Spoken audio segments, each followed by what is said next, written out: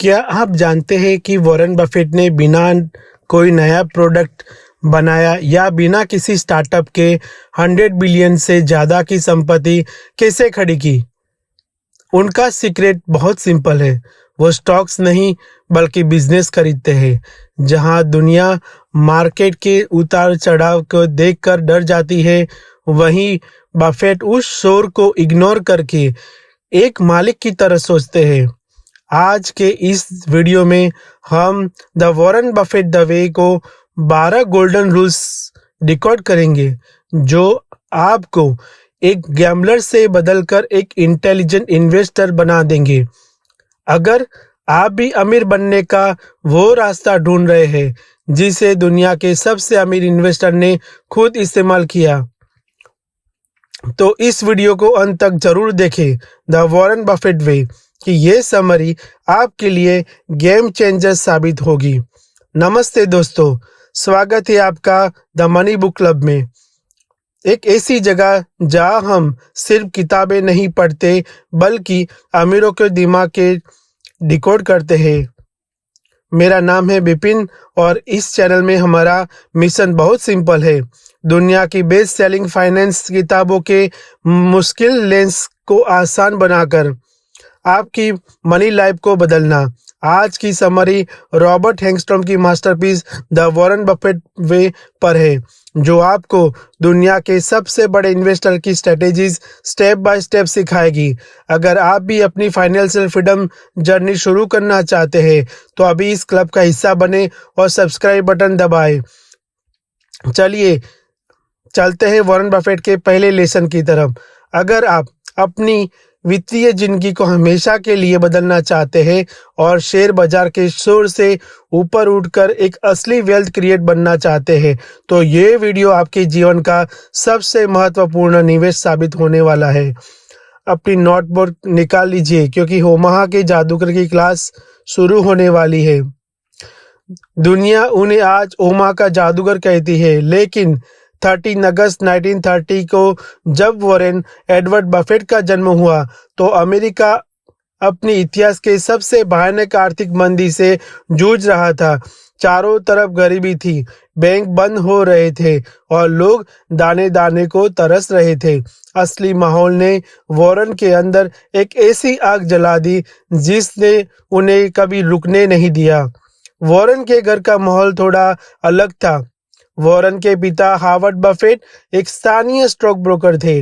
Warren के लिए उनके पिता सिर्फ एक पिता नहीं, उनके पहले हीरो थे।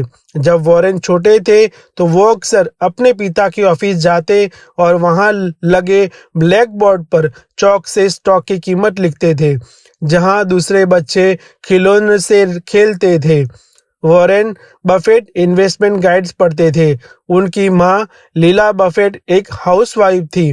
ऊपर से सब सामान्य दिखता था, लेकिन घर के अंदर का माहौल हमेशा शांत नहीं था। बचपन से ही वॉरेन को पैसे कमाने का जुनून था।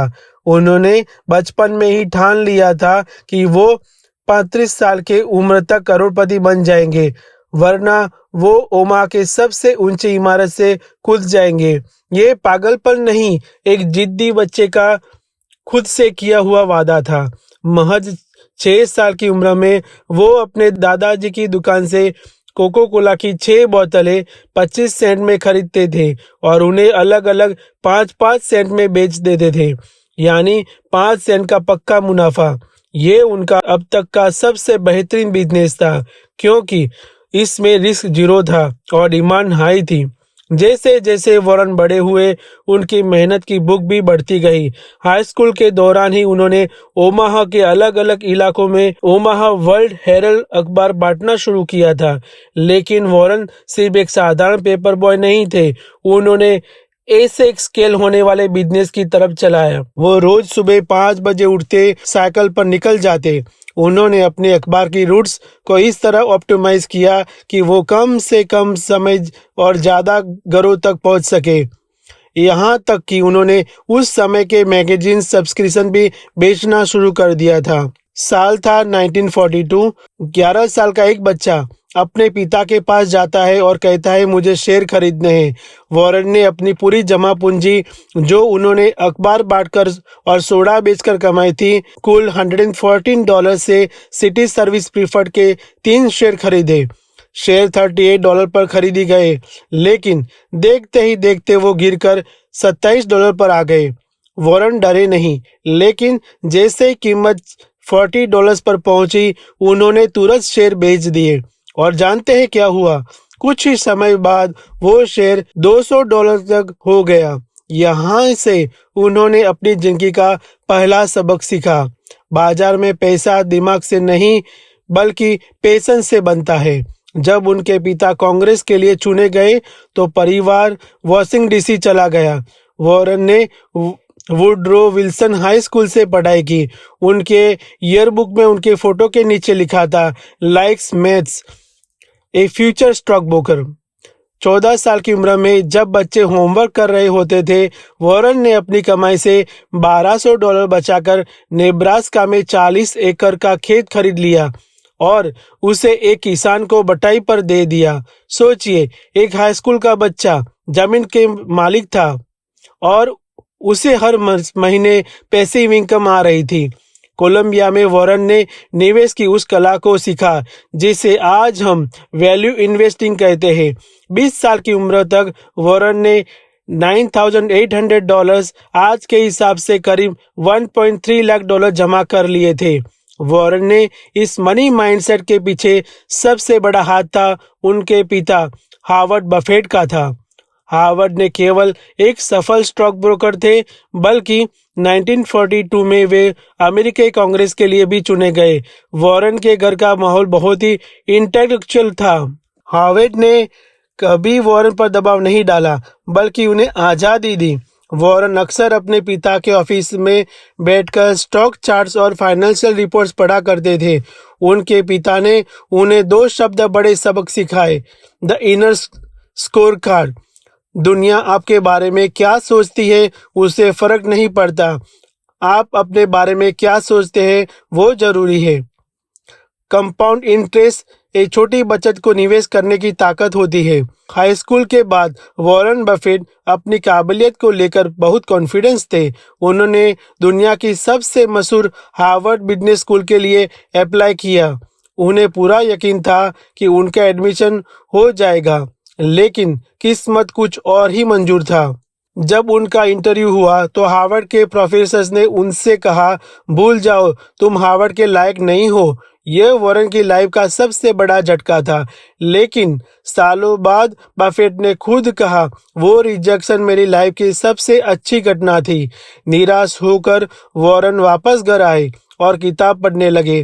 तब उनकी नज़र एक किताब पर पड़ी, द इंटेलिजेंट इन्वेस्टर। इसके लेखक थे बेंजामिन ग्राहम। किताब पढ़ते ही वॉरेन को लगा जैसे उन्हें अपनी जिंदगी का मकसद मिल गया हो। जब उन्हें पता चला कि बेंजामिन ग्राहम कोलंबियन यूनिवर्सिटी में पढ़ाते हैं, तो उन्होंने तुरंत वहां अप्लाई किया। इस बार उन्होंने एडमिशन लेटर में कुछ ऐसा लिखा जिसने सबको हैरान कर दिया। उन्होंने ग्राहम को लिखा, सर, मुझे लगता था कि आप मर चुके हैं, लेकिन जब मुझे पता चला कि आप कोलंबिया में पढ़ा रहे हैं तो मैं वहां आना चाहता हूं। ग्राहम उनकी इस हिम्मत और बुद्धिमान से प्रभावित हुए और उन्हें एडमिशन मिल गया। कोलंबिया यूनिवर्सिटी में वॉरेन इकलौते ऐसे स्टूडेंट थे जिन्हें बेंजामिन ग्राहम ने अपनी क्लास में A+ ग्रेड दिया था। ग्राहम ने वॉरेन को निवेश के 2 सबसे बड़े नियम सिखाए जिन्हें आज भी बफेट फॉलो करते हैं। Rules number 1, never lose money, and rules number 2, rules number को कभी मत भूलना।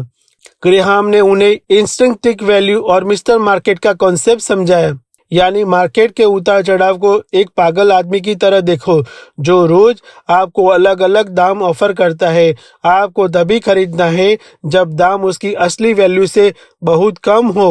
1951 में ग्रेजुएशन पूरा करने के बाद पिता की फर्म में काम करते रहे, लेकिन उनका दिल भी न्यूयॉर्क में ग्रेहाम के पास था। वो ग्रेहाम को लगातार पत्र लिखते रहते थे, उन्हें अपनी नई इन्वेस्टमेंट आइडियाज भेजते रहे। वो हर महीने ग्रेहाम को याद दिलाते थे कि वो अभी भी उनके साथ काम करना चाहते हैं। वॉरेन ने हार नहीं मानी। वो जानते थे कि अगर उन्हें समुद्र की गहराई नापनी है तो उन्हें सबसे बड़े गोताखोर ग्रेहाम के साथ रहना होगा। 1954 में आखिरकार वो दिन आया। ग्रेहाम ने वॉरेन को एक लेटर भेजा। वॉरेन, अगर तुम अभी भी आना चाहते हो तो न्यूयॉर्क आ जाओ। बफेट ने अपना सामान पैक करने में 1 मिनट की भी देरी नहीं की। वो अपनी पत्नी और छोटी बेटी के साथ तुरंत न्यूयॉर्क शिफ्ट हो गए।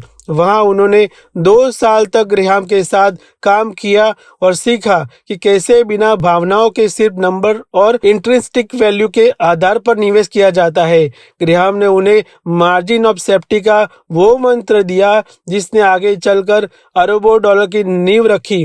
दोस्तों, मान लीजिए आप एक घर खरीदना चाहते हैं। उस घर का मालिक आपसे 50 लाख मांग रहा है, लेकिन आप सिर्फ ये नहीं देखते कि वो क्या मांग रहा है, आप देखते हैं कि उस घर का किराया कितना आएगा, वो इलाका कितना बढ़ेगा और उसकी बनावट कैसी है। अगर आपके हिसाब से उस घर से आने वाली भविष्य की कमाई आज की वैल्यू 60 लाख है, तो वो 60 लाख उस घर की इंट्रिंसिक वैल्यू है।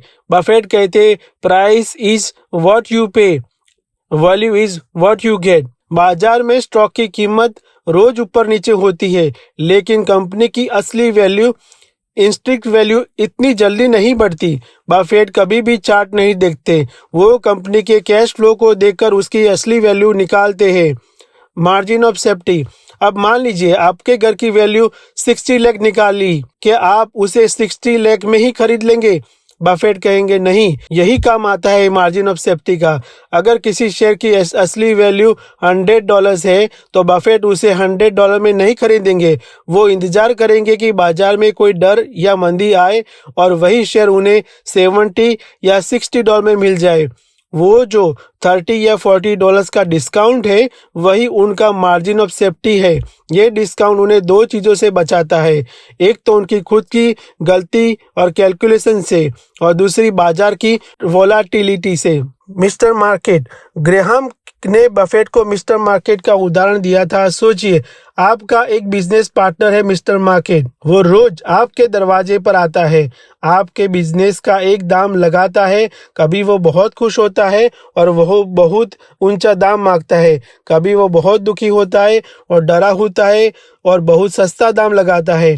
बफेट का कहना है कि आपको मिस्टर मार्केट की भावनाओं में नहीं बहना है, आपको अपनी इंस्ट्रिक्ट वैल्यू पता होनी चाहिए। जब मिस्टर मार्केट डर के मारे आपको $100 की चीज $50 में ऑफर करे, तब आपको उसे खरीदना है, और जब आपको लालच में आकर $100 की चीज $200 में मांगना शुरू करे, तब आपको सावधान होना चाहिए। ज्यादातर लोग गलती ये करते हैं कि वो प्राइस के पीछे भागते हैं। जब शेयर का दाम बढ़ रहा होता है तो वो उसे महंगे में खरीद लेते हैं, यानी उसके पास कोई मार्जिन ऑफ सेफ्टी नहीं होता। लेकिन बफेट का रास्ता अलग है। वो अपनी इंस्ट्रिक्ट वैल्यू नापते हैं और फिर एक बड़े डिस्काउंट का इंतजार करते हैं। इसीलिए तो वो कहते हैं, be fearful when others are greedy and greedy when others are fearful. इसी दौरान वॉरेन ने एक और अनोखा बिजनेस शुरू किया। उन्होंने अपने दोस्त के साथ मिलकर $25 में एक पुरानी पिन बॉल मशीन खरीदी। उन्होंने एक बार्बर की शॉप से डील की, हम मशीन यहाँ रखेंगे, जो कमाई होगी उसका आधा हिस्सा आपका। सिर्फ 1 हफ्ते में उन्होंने अपनी पहली मशीन की कमाई से दूसरी मशीन खरीद ली। देखते ही देखते वो ओमाहा की कई दुकानों में उनकी मशीनें लग गई। जब उन्होंने इस बिजनेस को बेचा, तब तक वो इससे इतना पैसा कमा चुके थे कि एक आम आदमी सालों में कमाता है। लेकिन एक समय ऐसा आया जब वॉरेन ने महसूस किया कि ग्रेहाम के तरीके थोड़े पुराने रहे हैं। ग्रेहाम सिर्फ सस्ते शेयर ढूंढते हैं, लेकिन वॉरेन महान कंपनियां ढूंढना चाहता है।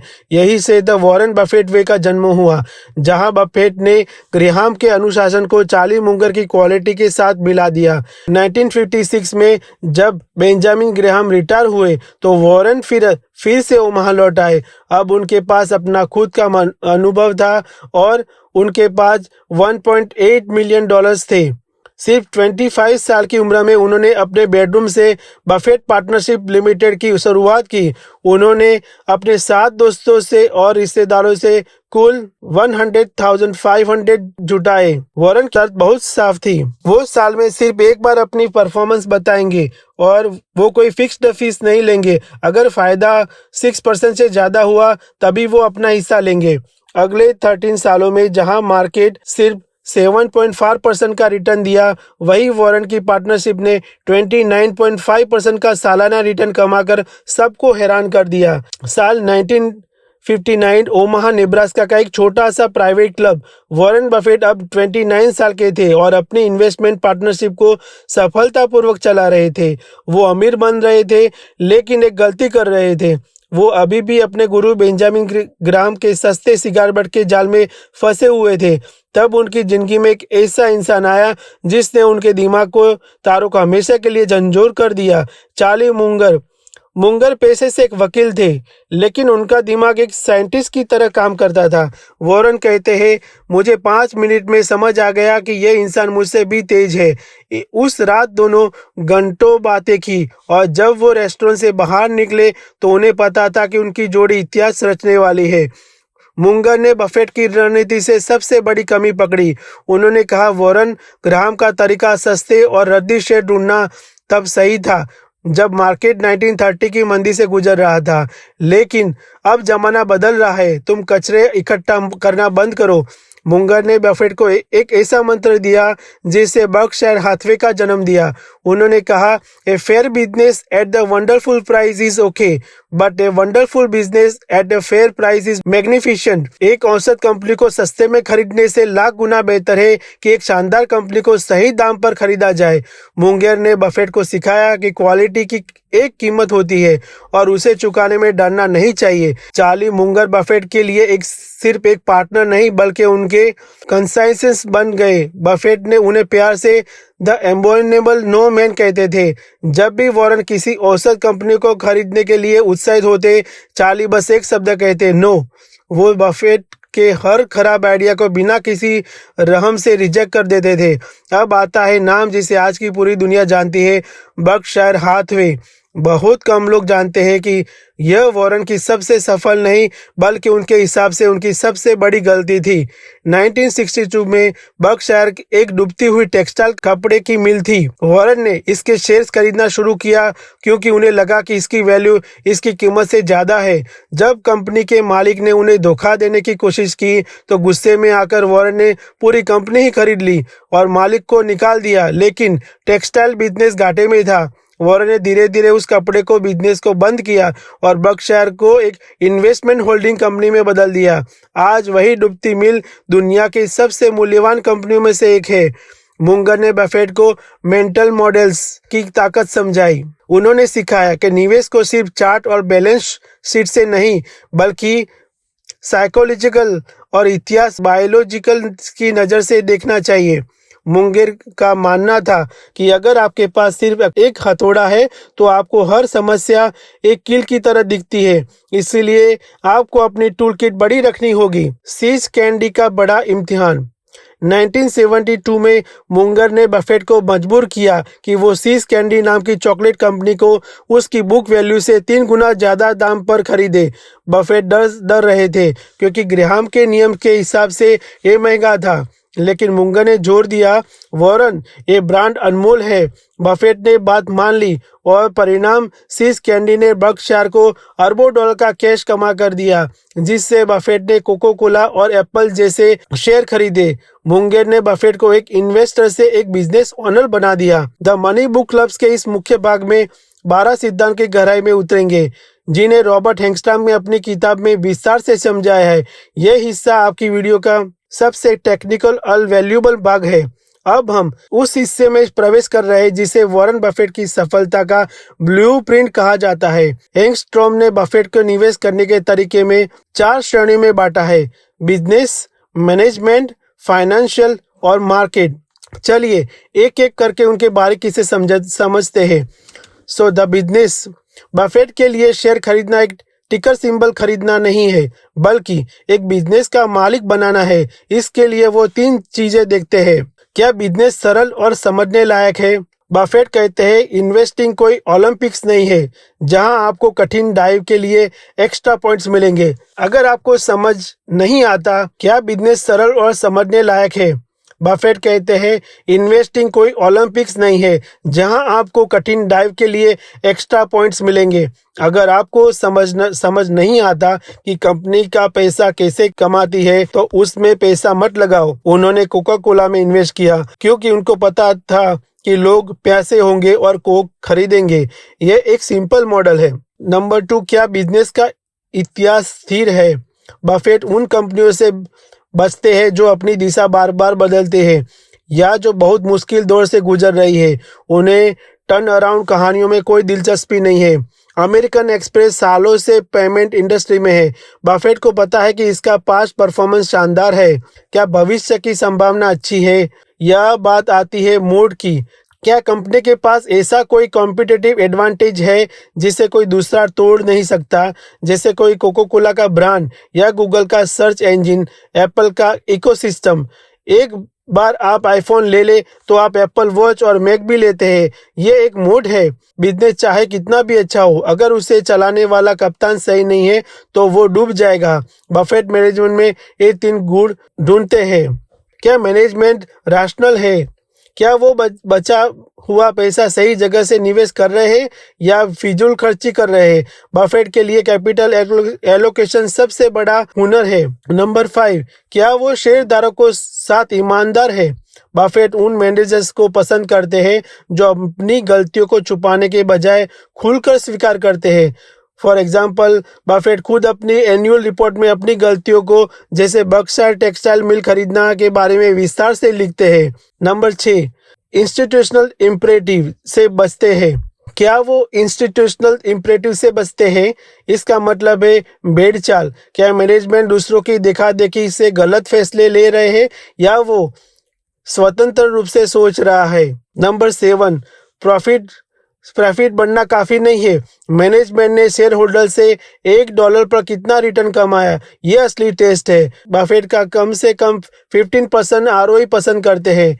नंबर 8, ऑनर्स अर्निंग्स की गणना करें। नेट प्रॉफिट अक्सर धोखा देता है। बफेट देखते हैं कि टैक्स, इंटरेस्ट और मशीनरी के खर्चे के बाद मालिक की जेब में असली कैश कितना बच रहा है। नेट प्रॉफिट में कई बार कागजी मुनाफा होता है। बफेट देखते कि सारा मेंटेनेंस और टैक्स देने के बाद हाथ में कैश कितना बचा। Cash is king. Number 9, high profit margin. Buffett उन कंपनियों को पसंद करते हैं जो कम से कम खर्च में ज्यादा माल बेच सके। मार्जिन जितना ज्यादा होगा, कंपनी उतनी ही सुरक्षित होगी। अगर एक कंपनी $100 का सामान बेचकर सिर्फ $2 बचा रही है तो वो खतरे में है। बफेट को ऊंचे मार्जिन वाली कंपनियों ना पसंद है क्योंकि वो मुश्किल समय में भी टिकी रहती है। नंबर 10, अगर कंपनी ने $1 मुनाफा अपने पास रखा है और उसे डिविडेंड नहीं दिया तो क्या उस $1 को निवेश कंपनी की वैल्यू मार्केट में $1 से ज्यादा बढ़ेगी? अगर नहीं तो मैनेजमेंट पैसा बर्बाद कर रही है। What is the value of the business? The stock की मार्केट प्राइस और उसकी इंट्रिंसिक वैल्यू अलग होती है। बफेट फ्यूचर कैश फ्लो को कैलकुलेट करके कंपनी की आज की असली कीमत निकालते हैं। Number 12, can the business purchase at significant discount इस वैल्यू? सबसे बड़ा नियम है कि अगर किसी कंपनी की असली कीमत $100 है तो बफेट उसे $70 या $75 में खरीदना चाहेंगे। इसे $25 अंतर को मार्जिन ऑफ सेफ्टी कहते हैं। अगर उनका अंदाजा थोड़ा गलत भी हुआ तो भी वो घाटे में नहीं रहेंगे। दोस्तों, ये 12 नियम देखने में सरल लगते हैं, लेकिन इन्हें निभाने के लिए हिमालय जैसा अनुशासन, डिसिप्लिन चाहिए। बफेट आज 2026 में भी इन्हें नियमों पर टिके हुए हैं जब पुरानी दुनिया AI और क्रिप्टो के पीछे भाग रही है। ओमा का यह दिग्गज आज भी सिर्फ कैश फ्लो और मोड के देख रहा है। दोस्तों, वॉरेन बफेट के ये 12 नियम सुनने में आसान लग सकते हैं, लेकिन उन्हें फॉलो करने के लिए आपको बहुत डिसिप्लिन होना पड़ेगा। आज अपने वॉरेन बफेट की पूरी लाइफ और उनकी स्ट्रेटेजी को करीब से समझा है। अब मेरा आपसे एक सवाल है, इन 12 नियमों में से वो कौन सा एक नियम है जो आपको सबसे ज़्यादा पावरफुल लगा? कमेंट में लिखकर ज़रूर बताइए। मैं हर कमेंट का जवाब दूंगा। अगर आप अपनी लाइफ में फाइनेंशियल फ्रीडम को पाना चाहते हैं और दुनिया की बेहतरीन किताबों से अमीर बनने की सीक्रेट सीखना चाहते हो तो द मनी बुक क्लब्स को सब्सक्राइब करें और इस वीडियो को अपने उस दोस्त के साथ शेयर करें जो स्टॉक मार्केट में नया है। याद रखिए, आपकी गलती आप अगली बड़ी इन्वेस्टर आपका खुद का ज्ञान है। मिलते हैं अगली वीडियो में एक और शानदार बुक समरी के साथ। तब तक के लिए सीखते रहिए और आगे बढ़ते रहिए। जय हिंद।